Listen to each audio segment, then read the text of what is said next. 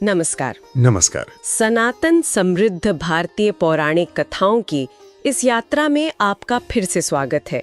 ये हमारे पहले सीजन का 17वां पड़ाव है और हाँ, अगर आपने पिछले एपिसोड्स नहीं सुने हैं तो उनके लिंक आपको नीचे विवरण यानी डिस्क्रिप्शन में मिल जाएंगे। आज हम एक ऐसी बहुत रहस्यमयी और शक्तिशाली शक्ति की परतों को खोलने जा रहे हैं जो सिर्फ हमारे भीतर ही नहीं बल्कि पूरे ब्रह्मांड में आप कह सकती हैं स्पंदित है प्राण, जिसे अक्सर जीवन शक्ति या फिर ब्रह्मांडीय ऊर्जा कहा जाता है। तो आज की हमारी ये गहन चर्चा इसी के चारों ओर घूमेगी। आखिर ये प्राण है क्या? भारतीय चिंतन, योग और आयुर्वेद इसे कैसे देखते हैं? और इससे भी महत्वपूर्ण, क्या हम अपने जीवन में ऊर्जा, स्वास्थ्य और शायद आध्यात्मिक विकास के लिए इस शक्ति से जुड़ सकते हैं? हमारे पास जो स्रोत हैं, उन्हीं के आधार पर हम इस विषय की गहराई में उतरेंगे।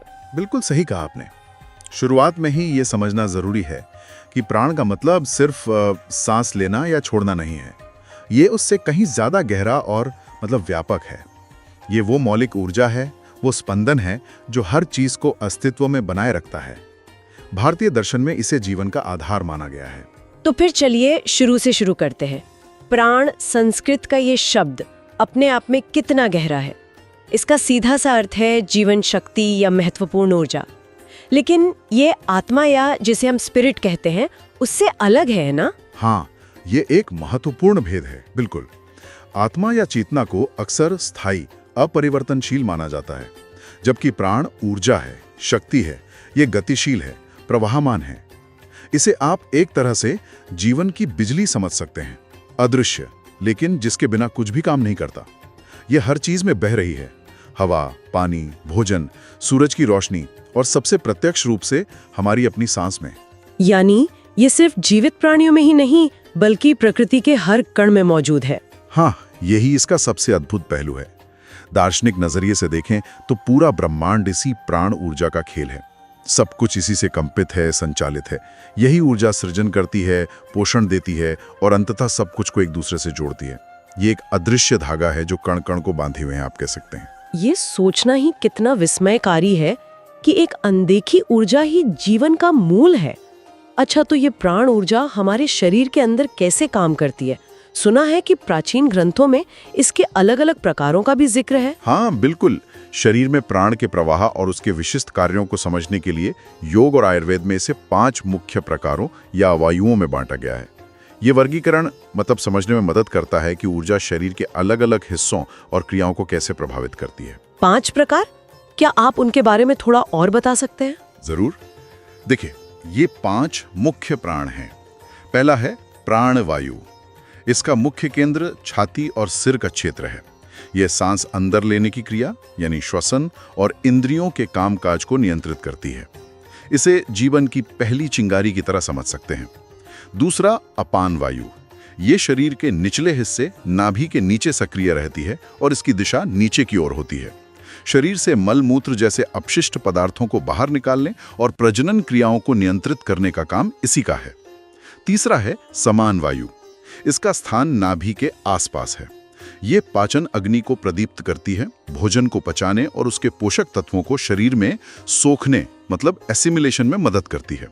ये प्राण और अपान के बीच संतुलन बनाती है। चौथा उदान वायु। ये कंठ और सिर के क्षेत्र में रहती है और इसकी गति ऊपर की ओर होती है। बोलने की क्षमता यानी वाणी, शारीरिक विकास और मृत्यु के समय शरीर से चेतना के निकलने जैसी क्रियाएं इसी से जुड़ी हैं। और पांचवा है व्यान वायु। ये पूरे शरीर में फैली हुई है। रक्त संचार, तंत्रिका तंत्र के संकेतों का प्रवाह और शरीर की सभी प्रकार की गतियों का नियंत्रण इसी के पास है। ये शरीर के हर कोने तक ऊर्जा पहुंचाती है। तो ये सिर्फ 5 अलग अलग हवाएं नहीं है बल्कि एक ही ऊर्जा के 5 अलग अलग काम है जो शरीर को चला रहे हैं। बिल्कुल सही।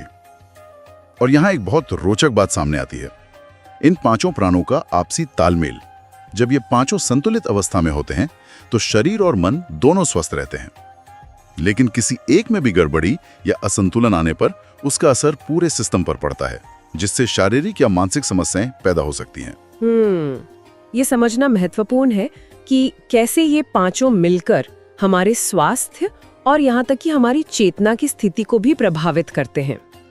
अब योग और आयुर्वेद जैसी प्राचीन भारतीय पद्धतियां प्राण को कितना महत्व देती हैं? योग और आयुर्वेद दोनों के लिए प्राण एक केंद्रीय अवधारणा है। बिल्कुल। योग में विशेष रूप से प्राणायाम का पूरा अभ्यास ही प्राण को साधने, नियंत्रित करने और बढ़ाने पर केंद्रित है। प्राणायाम का शाब्दिक अर्थ ही है प्राण का आयाम या प्राण का विस्तार।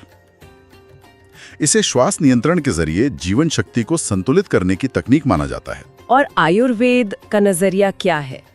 आयुर्वेद, जो जीवन का विज्ञान है, मानता है कि स्वास्थ्य का मतलब ही है प्राण का शरीर में आबाद और संतुलित प्रवाह।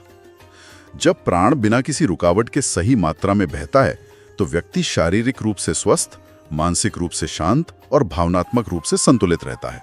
इसके विपरीत अगर प्राण का प्रवाह कहीं रुक जाए, कम हो जाए या असंतुलित हो जाए तो उसी को आयुर्वेद में रोग या विकार का मूल कारण माना जाता है। इसमें खास बात यह है कि यह स्वास्थ्य को कितने समग्र रूप से देखता है। यह सिर्फ बीमारी के लक्षणों को दबाने की बात नहीं करता, बल्कि ऊर्जा के स्तर पर जाकर संतुलन बनाने पर जोर देता है। यह मानता है कि असली स्वास्थ्य भीतर से आता है, प्राण के सही प्रवाह से।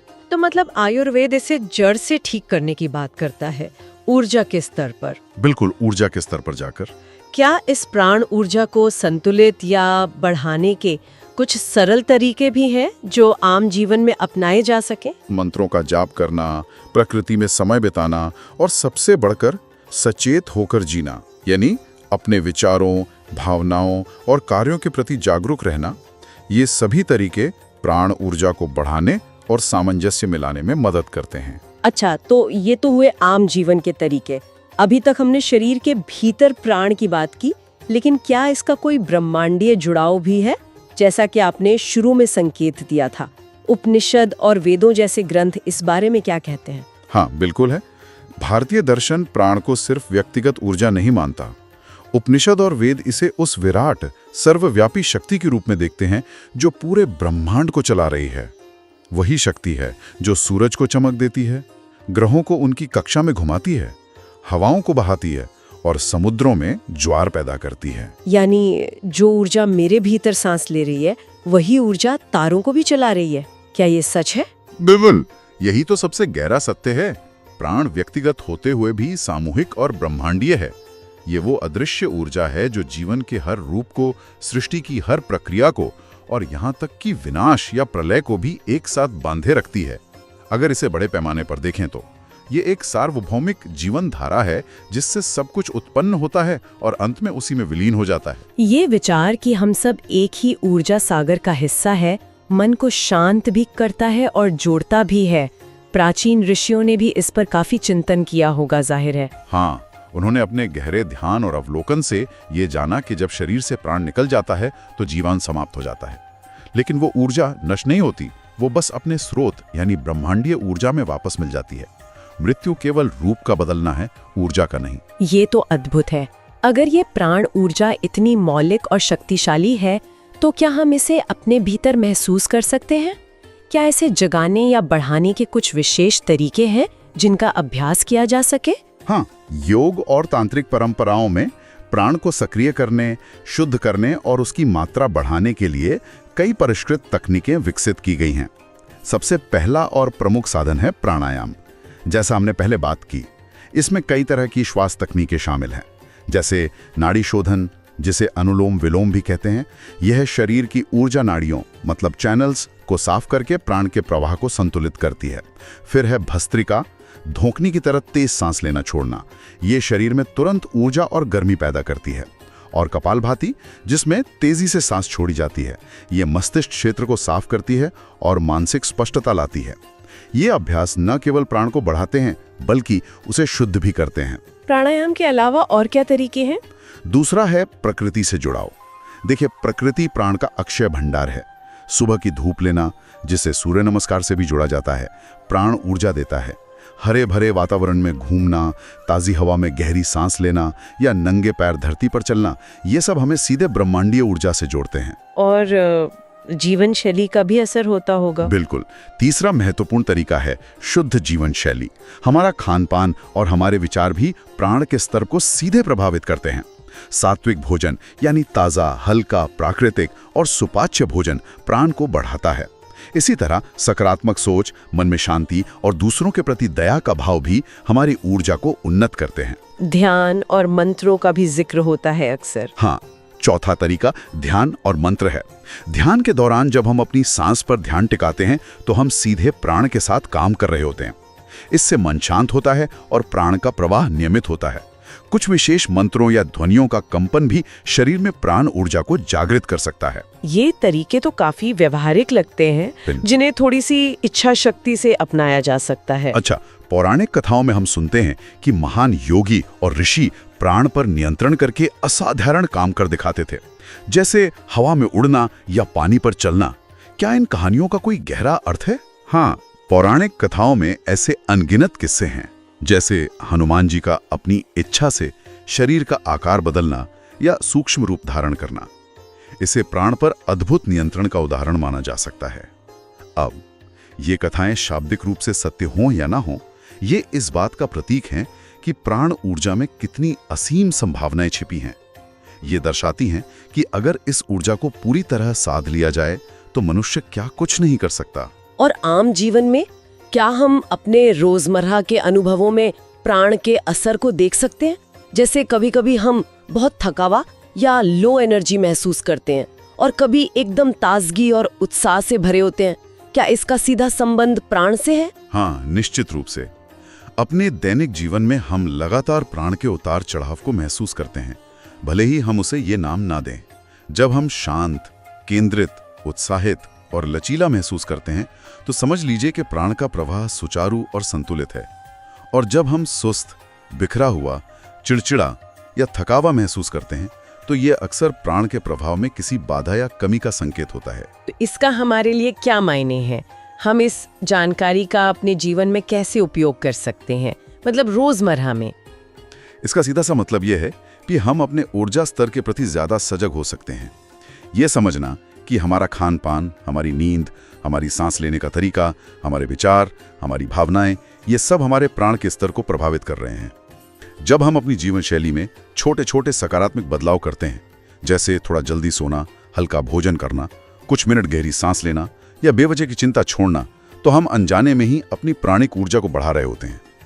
एक स्वस्थ, संतुलित जीवन अपने आप में प्राण को बढ़ाने का सबसे अच्छा तरीका है। ये सब जानने के बाद मन में कई विचार आते हैं, जैसे ये सोचने लायक है कि हम अपने रोजमर्रा के जीवन में अपनी सांस और अपनी भीतरी ऊर्जा के प्रति कितने सचेत रहते हैं। क्या कभी किसी ने प्राणायाम या ध्यान जैसी कोई तकनीक आजमाई है और क्या उससे अपनी ऊर्जा या मानसिक स्थिति में कोई फर्क महसूस हुआ है? कौन सी ऐसी गतिविधियां हैं, शायद संगीत सुनना, कला बनाना या प्रकृति में घूमना, जो हमें गहरा सुकून, जुड़ाव या एक नई ऊर्जा का एहसास कराती हैं? इन पर गौर करना दिलचस्प हो सकता है। बिल्कुल। और अंत में ये एक अहम सवाल भी उठाता है, इस जीवन शक्ति के साथ जिसे प्राण कहा गया है, जानबूझकर सचेत रूप से जुड़ने का प्रयास करने का क्या परिणाम हो सकता है? भले ही शुरुआत बहुत छोटे कदमों से हो, जैसे दिन में बस कुछ पल रुककर अपनी सांस को महसूस करना या सुबह उठकर कुछ देर शांत बैठना। इन छोटे प्रयासों का हमारे शारीरिक, मानसिक और भावनात्मक स्वास्थ्य पर क्या सूक्ष्म लेकिन गहरा असर पड़ सकता है, ये वाकई विचार करने योग्य है। सचमुच प्राण की ये समझ हमें अपने भीतर और इस विशाल ब्रह्मांड के साथ एक गहरे रिश्ते का एहसास कराती है। खैर, हमारी ये यात्रा जारी रहेगी। अगले एपिसोड में हम एक और बेहद शक्तिशाली और गूढ़ प्रतीक की खोज करेंगे, ओम, सृष्टि की ध्वनि। हम जानेंगे कि ये एक अक्षर या ध्वनि मात्र नहीं, बल्कि पूरे ब्रह्मांड का कंपन कैसे है और हमारे जीवन के लिए इसका क्या अर्थ है। उम्मीद है प्राण पर हुई ये बातचीत आपके लिए उपयोगी और ज्ञानवर्धक रही होगी। अगर आपके मन में कोई विचार, सवाल या अपना कोई अनुभव है तो नीचे टिप्पणी यानी कमेंट में जरूर साझा करें। हमें आपकी प्रतिक्रिया का इंतजार रहेगा। और अगर आपको ये जानकारी महत्वपूर्ण लगी तो इसे दूसरों के साथ शेयर करना और पसंद यानी लाइक करना न भूलें। और हाँ, अगर आप चाहते हैं कि अगले एपिसोड की जानकारी आप तक पहुंच जाए तो चैनल को सब्सक्राइब करना याद रखें। सनातन समृद्ध भारतीय पौराणिक कथाओं की इस कड़ी में हमारे साथ जुड़ने के लिए आप सभी का बहुत बहुत धन्यवाद। कामना है कि आपका प्राण प्रवाह हमेशा सशक्त और उज्जवल बना रहे।